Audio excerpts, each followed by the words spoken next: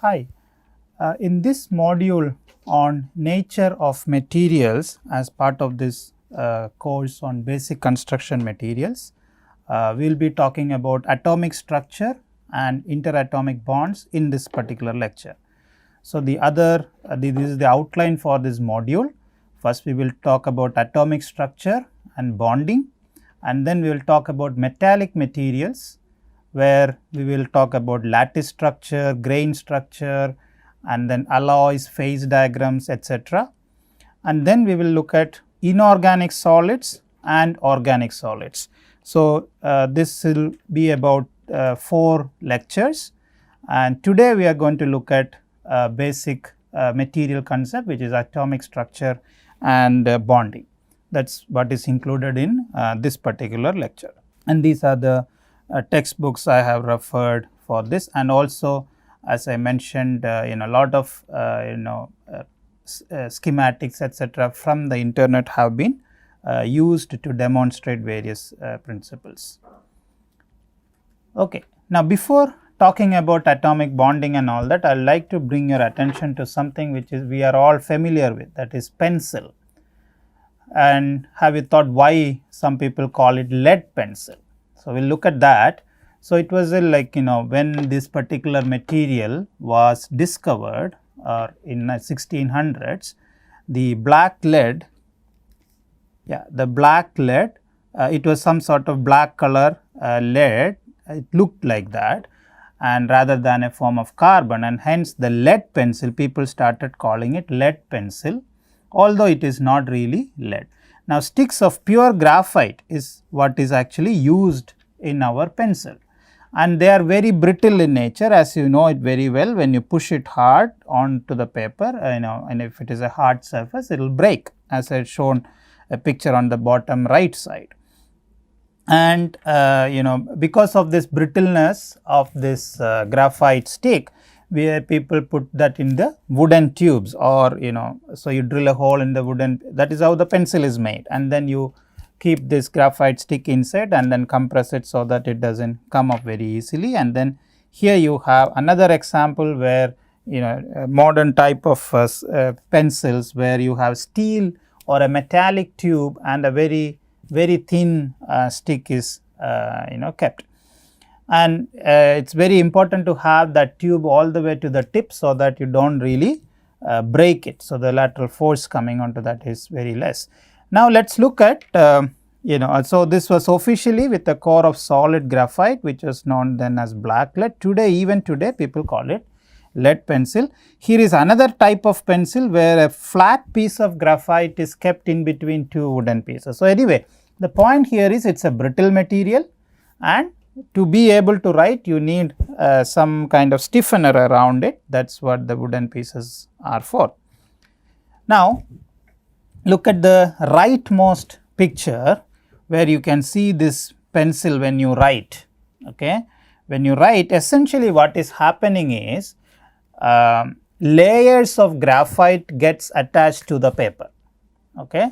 Now, how that is possible? Because of this chemical structure of this graphite. You can see the yellow circles, or the picture on the right side of the screen, the chemical structure, which is this.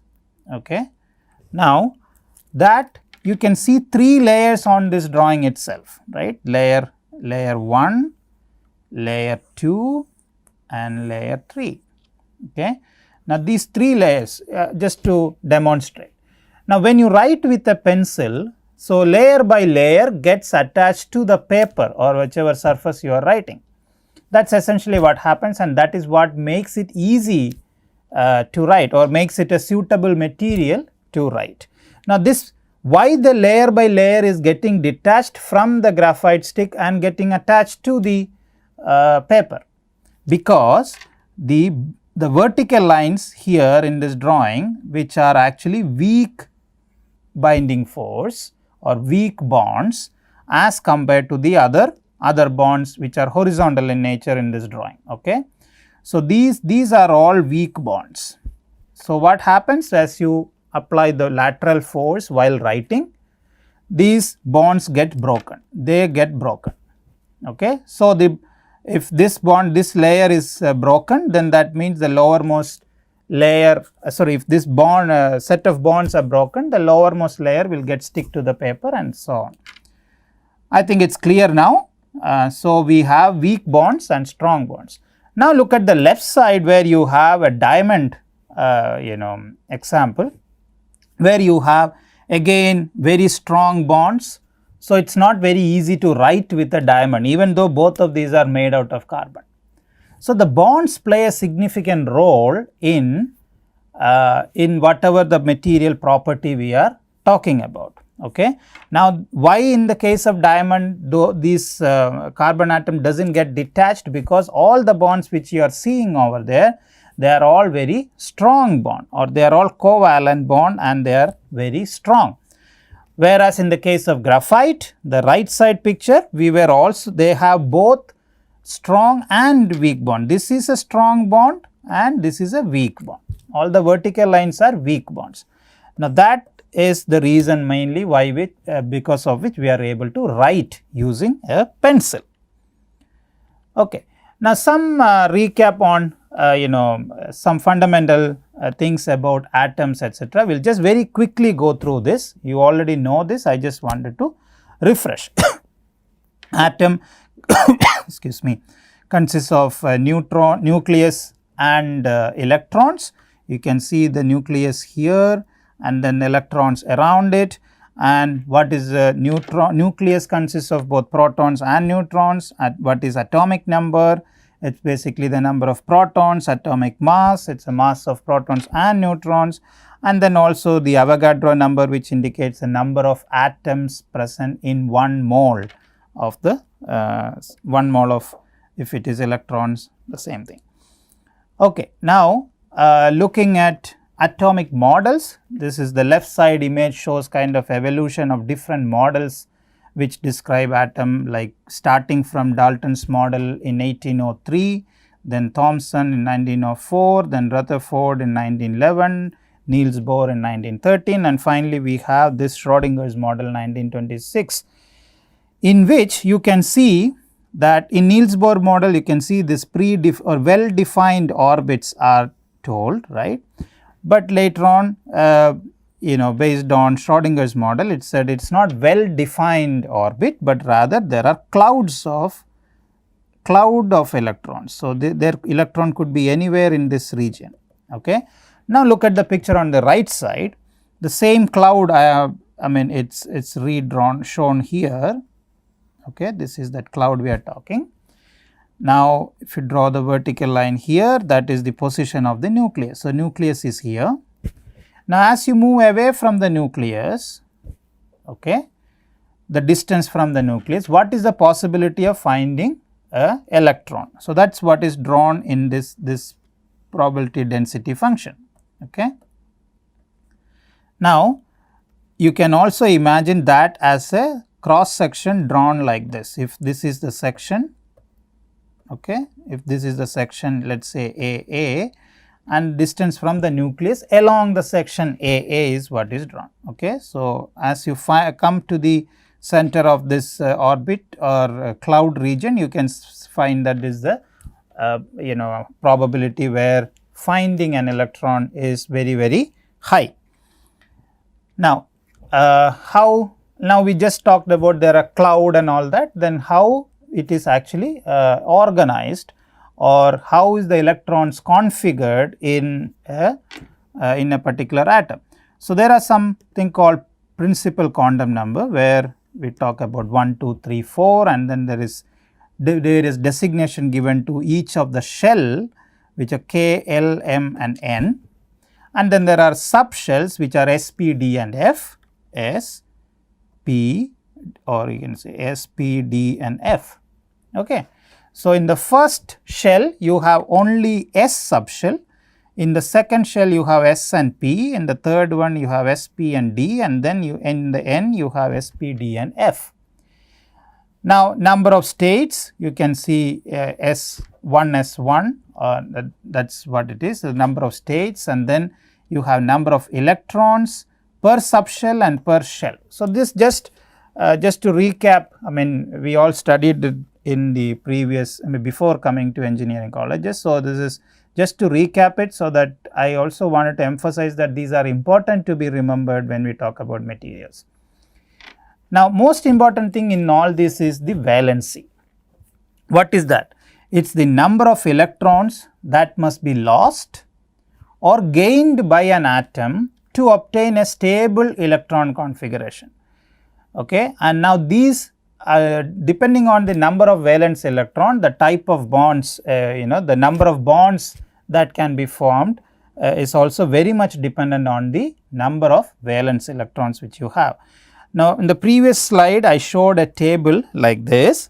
The same thing you can look at here also in the sketch here. First is 1s and then 2s and then 3s and then 2p, 3s. I think I mistakenly told. First 1s. So, you just follow this line 1s, 2s and 2p, 3s and then 3p, 4s and then 3d, 4p, 5s, like this. You will start filling the electrons in around nucleus. So, that is how then when we look at electron configuration, this is how they are organized. Now, this is a different way of representing the same thing, and it is easy to look at individual electrons how it is. So, you can see first shell in S subshell. I am looking at this. Let us talk about an example of sodium atom, where you have first shell and S is the subshell. 2 electrons are taken there. Next 2 electron goes to 2s and next 6 electrons goes to 2p and then 1 is left, one more. Now, what will happen here? Instead of filling this, we do not, this is it, you have only 11 electrons available. Now, look at the picture on the right side or the sketch on the right side. You can see that there is this 1 plus or plus 1. What it means is this particular one is lost or given to another atom. For example, if you are talking about sodium chloride as a case, that 1 electron is given to the chloride. So, it goes out. Now, when it goes out, you have this 6 plus 2 is equal to 8. 2 plus 6 is equal to 8 and you have a perfect octet configuration by losing or giving away 1 electron. Whereas, in case of chloride, where you can see that 1 electron is taken from somewhere else and hence you have a negative charge. So, 1 is taken and you have a negative charge. So, again this in this 3p you have 6 and then here you have 2. So, combining you get 8, here also you have 8. So, this is how the octet configurations are formed, and then there are other 2 more examples, one on barium where you see this 2 plus. So, barium typically it gives away that 2s electrons or 2 electrons, and in case of oxygen typically it takes the 2 electron from some other atom and then you get this 2 minus as the charge. So, this is just the charge. All this you can see here, this is charge for sodium is plus 1, for chloride it is minus 1, barium 2 plus 2 and then minus 2. So, this is typically how these electrons are configured. Now, let us get into a little bit on the interatomic forces and the distance between atoms, and how they behave when you apply a force in compression and in tension. So, that is what we are going to look at. So, it is a typical Condon-Morse diagram. I will show it in the next slide. So, you can see here this case is 2 atoms in equilibrium, or they are not necessarily touching each other, but they are at an optimal distance between them. So, the net the energy level is at the lowest energy level. So, the lowest energy level here. Now, when you compress these 2 atoms together, you are getting this state here. You compress. So, the distance between the atom is going to decrease, then definitely there is some repulsive forces created and then energy level is high. And when you pull them apart, which is this case here, there also the interatomic distance keep increasing when you pull atomic distance between the two atoms, and as you pull there is some kind of attractive forces generated, okay, which keeps the material together. So, this is why when you try to stretch something there is a reaction from the material which you experience. So, that is because of that attractive forces. Now, let us look at the same graph in a little bit more detail. So, now focus on the left side of the graph where you can see the interparticle or interatomic distance is the abscissa and lattice energy is the ordinate, okay, or the distance versus the energy level. Now, look at this, the top dashed curve which indicates repulsive force which is acting, and the bottom there is also a dash curve here, you can see here this goes like this, and that indicates attractive forces. Now, when you add these repulsive forces and attractive forces together, you get this solid curve like this one, you get this solid curve, okay. You get this solid curve by adding attractive and repulsive forces. Now, corresponding to this lowest energy level here, there is a R0 which is the interatomic distance at that level, okay. So, we are going to call it R0 and then U min, or that is the lowest energy level associated with those two atoms. Now, and assume now that this is a very high U min, the magnitude of that is very high, and that we can it indicates that it is a strongly bonded solids, or the bond is very strong. Now, compare this graph to the one on the right side. Now, you can see that if I draw this U min here, it comes somewhere here. In this case, the R0 is almost similar, and then but the U min has significantly reduced. That means low level of energy is required to break this bond, okay. So, U min in case 1 is more than the U min in case 2, the magnitude, okay. So, we can say that the case in 2 is actually a weakly bonded solid. The bond is very weak. It is easy to break that bond in the case 2 because the energy required to break is very low as compared to that in the first case, okay. Now, how to actually even look at to compute these forces, etc. We can look at the top graph. It is same as what I showed in the previous slide. You have U min, R0, and U is the graph and the ordinate and the abscissa R, okay. So, same graph like in the previous slide, but focus on this U min and R0, okay. So, this W0 it is actually U min, you can use this, I copied from the textbook. So, it came like that, it is okay. So, U min which now from this energy versus interatomic distance graph, can we actually get force? Yes, we can, and now that is basically the derivative of this du by dr with a negative sign here, okay. Now, slope of, so when you say this force, that is this curve on the bottom diagram, this is the curve we are talking about. Now, this curve here is repulsive force, this curve here is attractive force, okay. So, the summation of that is the curve which goes through the center of that or to the in between, that is this one, okay.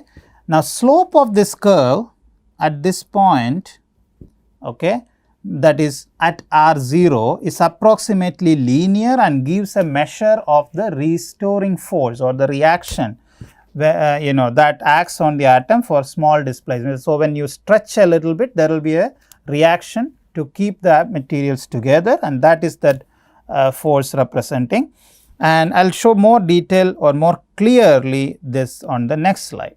So, here you can see on the top right sketch very clearly the df by dr which we are talking. So, the slope of that in the red curve, which is a strongly bonded material, the slope is higher.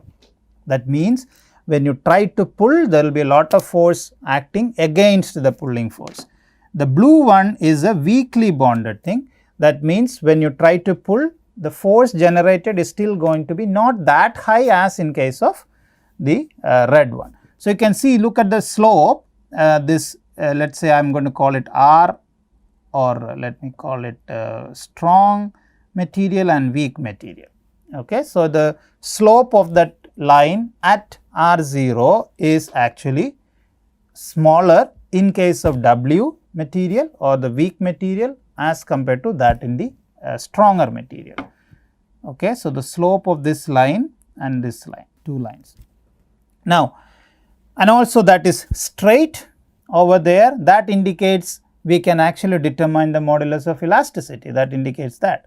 If I take the from this, if I convert that into a stress and strain thing, then I can actually calculate the modulus of elasticity. So, this curve, if you look at it, it is also very similar to a stress strain behavior. Typical metal or any material, if you take the stress strain behavior, if I draw it here for strain and stress, you might expect some material having this kind of behavior. So, this is the region we are talking about, that linear region is this. Okay. So, this is that linear region we are talking. Okay. Now, tensile and so you have also non-linear region, that is like when you have more strain in the material, then it becomes non-linear in nature, that is this kind of region or this kind of region. Okay.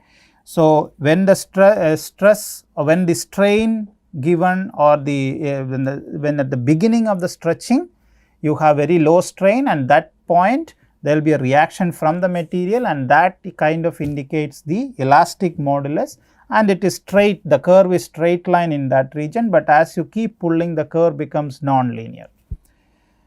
Now, tensile strength, when atoms are far apart, the material ruptures, or at a point where the reaction provided by the material is less than the action provided by the pulling force, or the attractive force is less than the pulling force, then the material start rupturing or it fails.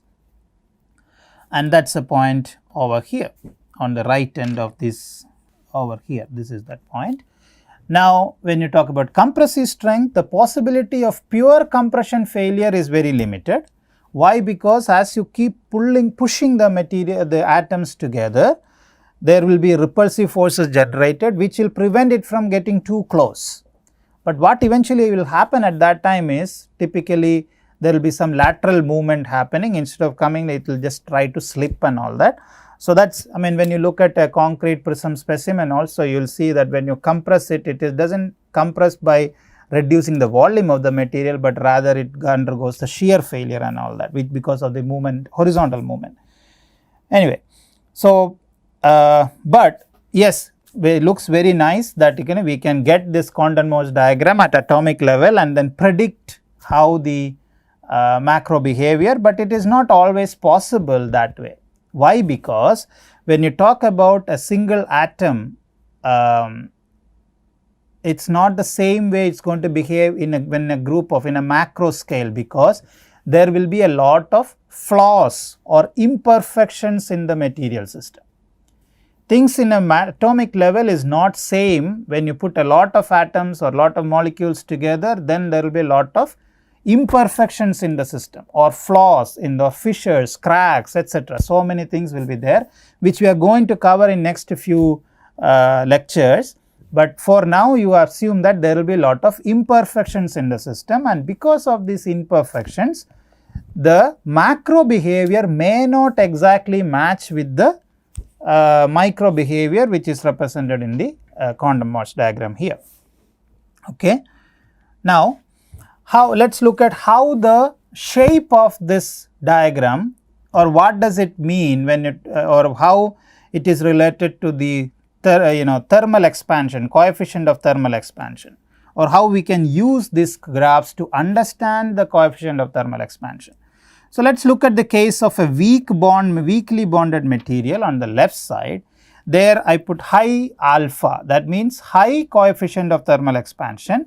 That means this delta R is large for a similar change in temperature. Now understand this curve here.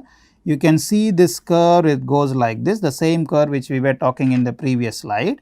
Okay. Now look at T0, T1, T2 and T3. 4 different temperatures we are talking. Now at T0, this solid black curve is the curve. Okay. Now what about at T1? If I take this here, the curve might change. The curve might become something like this. At T2, that is here, the curve might become something like this. At T3, that is here, the curve might become something like this. So the curve keeps changing. Okay. Now this black line, black curve here is the locus of all those bottommost points at different temperatures. Now what you want to know in this from this graph is that, let us say you look at this point and this point. Okay. So that we have R0 and R0 prime. R0 prime is for temperature T2 and R0 is for temperature T0. Now if we can get that delta R, okay, so that is, I put this dash line here so that it is not a fixed line. Okay. Here also same thing, its dash means it's varying, that is just to demonstrate that horizontal distance. Okay. Now this delta R, that means R0 prime minus R0, if it is more, okay, that means the material dimension has changed more as the temperature change from T0 to T2. Okay. Now look at the case 2, if I take T0 and T2 here, okay, so this if I draw here, now here in the case R0 prime will be somewhere like this. R0 prime will be somewhere like this. Now that delta R in second case, for the same difference of T0 and T2, it's much smaller than what is in the first case. So definitely we know that delta R in second case, which is a strong bond system, is smaller than delta R in the first case. Okay. So as you go from left to right, delta R increases, sorry, delta R decreases. Okay. That means the alpha also decreases, coefficient of thermal expansion also decreases. So in general we can say, if you have strong bond systems, then you can expect the material to have a low coefficient of thermal expansion. That means the deviation in the dimensions of the material might be very, very limited. And also another thing to look at is not only the width but also the depth. The energy required here also is very, very large in the case of strong bond. We already discussed this in the previous slide. But anyway, the point is depth and width of the well is this curve shape, indicates the size or magnitude of the coefficient of thermal expansion alpha. So why this is happening? As temperature increases, more vibrations occur, material starts to expand, more vibrations, so atoms tends to get separated. So eventually the material expands and then solid become liquid, liquid becomes gas, and then interatomic distance increases and eventually tensile strength also decreases. And you can think of many materials where at higher temperature the strength of the material is, or mechanical behavior is typically poor in nature. Now this is an example of what I just mentioned. This is from in literature. You can see here at different temperature, this is the 0 degrees and 50, 65, about 80 and 100. So how the curve is changing. In the previous slide it was like a textbook drawing, here it is a real example of something. So you can watch this in this link